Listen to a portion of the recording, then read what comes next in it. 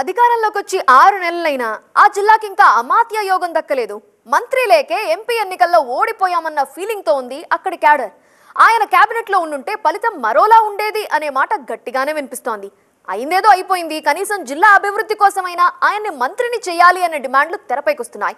ఆ జిల్లా నుండి ఆయనకే ఛాన్స్ ఉందా, మరొకరికి చోటు దక్కుతుందా? ప్రేమ్ సాగరా, గడ్డం బ్రదర్సా? వలస నేతకు ఛాన్స్ ఇస్తారా? ఆదిలాబాద్ కి అమాత్య యోగం ఉందా?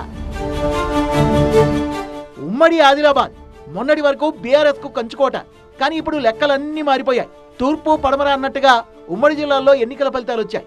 అసెంబ్లీ ఎన్నికల్లో 10 నియోజకవర్గాల్లో 4 స్థానాల్ని బీజేపీ కట్టబెడితే మరో 4 స్థానాలు కాంగ్రెస్ కి, 2 సీట్లలో బీఆర్ఎస్ కి అవకాశం ఇచ్చారు ఇక్కడి ఓటర్లు. పార్లమెంట్ ఎన్నికల దగ్గరకు వచ్చేసరికి సీన్ రివర్స్ చేశారు. ఆదిలాబాద్ పార్లమెంట్ సీటుని కాషాయ పార్టీకి కంచుకోటగా మార్చేశారు. ఈ మార్పుకి 1.25 లక్ష కారణాలున్నా నడిపించే నాయకుడు లేకపోవడమే ప్రధాన కారణమన్న టాక్ అయితే జిల్లా కాంగ్రెస్ లో బలంగా వినిపిస్తోంది. జిల్లాకు మంత్రి ఉండుంటే పార్లమెంట్ ఫలితం మరోలా ఉండేదన్నది కొందరి వాదన.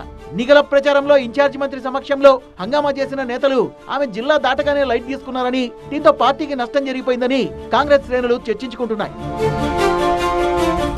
ఆదిలాబాద్ ఎంపీ సీటుపై కాంగ్రెస్ పార్టీ ఎన్నో ఆశలు పెట్టుకున్నా ఫలితం దక్కలేదు. ఓటమిపై పోస్ట్ మార్టం జరుగుతున్న సమయంలోనే ఆ సీనియర్ ని గనుక మంత్రిని చేస్తుంటే ఫలితం మరోలా ఉండేదన్న చర్చ తెరపైకొస్తోంది.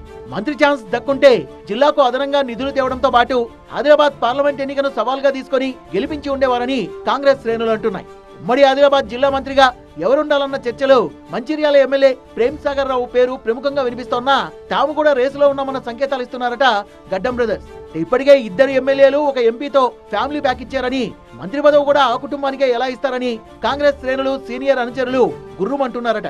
కాంగ్రెస్ కష్టకాలంలో ఉన్నప్పుడు క్యాడర్ ని, పార్టీని కాపాడుకున్న ప్రేమ్ సాగర్ రావుకే మంత్రి పదవిని ఇవ్వాలని బలంగా డిమాండ్ చేస్తున్నారట ఆయన వర్గం నేతలు. సీఎం రేవంత్ రెడ్డి టీంలో ఇప్పటికే 11 మంది మంత్రులుండగా మిగిలిన 6గురిలో ఉమ్మడి ఆదిలాబాద్ నుంచి ఒకరికి అవకాశం పక్కా అంటున్నారు. సామాజిక సమీకరణాలే పట్టాన సెట్ కావడం లేదని టాక్. ప్రేమ్ సాగర్ రావుది వెలమ సామాజిక వర్గం. ఇప్పటికే జూపల్లి కృష్ణారావుకు ఆ సామాజిక వర్గం కోటాలో మంత్రి పదవి దక్కింది. దీంతో ప్రేమ్ సాగర్ రావుకు అవకాశం ఇస్తారా, లేదంటే మాల సామాజిక వర్గానికి చెందిన గడ్డం బ్రదర్స్ లో ఒకరికి మంత్రి పదవిని కట్టబెడతారా అన్న చర్చ నడుస్తోంది. ప్రేమ్ సాగర్ రావుకు అన్ని అర్హతలు ఉన్నా కేబినెట్ రేస్ లో గడ్డం బ్రదర్స్ నుంచే తీవ్ర పోటీ ఉందంటున్నారు. గడ్డం వినోద్ నేరుగా పార్టీ అధినేత్రనే కోరడం, వారసుడు ఎంపీగా గెలిచాక వివేక్ కూడా అధిష్టానాన్ని ప్రసన్నం చేసుకునే పనిలో ఉండడంతో ఆదిలాబాద్ మంత్రి ఎవరన్నా ఉత్కంఠ పెరుగుతోంది. వంశీ పెద్దపల్లి ఎంపీగా గెలవడంతో ఒకే కుటుంబానికి 3 పదవులు దక్కాయని, మంత్రి పదవి కూడా ఆ కుటుంబానికే ఇస్తే గుత్తాధిపత్యం ఇచ్చినట్లయ్యే ప్రమాదం ఉందని కాంగ్రెస్ అగ్రనేతలు ఆలోచనలో పడ్డట్లు చెబుతున్నారు. టీఆర్ఎస్ హయాంలో 10 ఏళ్లు ఉమ్మడి ఆదిలాబాద్ కి నిర్మల్ కేంద్రంగా మంత్రి పదవి దక్కింది. ఈసారి మంచిర్యాల జిల్లా కేంద్రంగా మంత్రి ఛాన్స్ ఇవ్వాలన్నది కాంగ్రెస్ క్యాడర్ నుంచి వస్తున్న రిక్వెస్ట్. పార్టీ అధిష్టానం ఆలోచన మరోలా ఉందన్న ప్రచారం జరుగుతోంది. ఆపరేషన్ ఆకర్షిలో భాగంగా గోడ దూకొచ్చిన ఓ నాయకుడికి కేబినెట్ ఛాన్స్ ఇవ్వాలని, లేదంటే గడ్డం బ్రదర్స్ లో ఒకరికి అవకాశం ఇవ్వాలన్న ఆలోచనలో ఉందట కాంగ్రెస్ అధిష్టానం. ఒకవేళ ఆ ప్రచారమే నిజమైతే గనుక మంత్రి పదవిపై భారీ ఆశలు పెట్టుకున్న ప్రేమ్ సాగర్ రావు వర్గానికి నిరాశ ఎదురైనట్లే.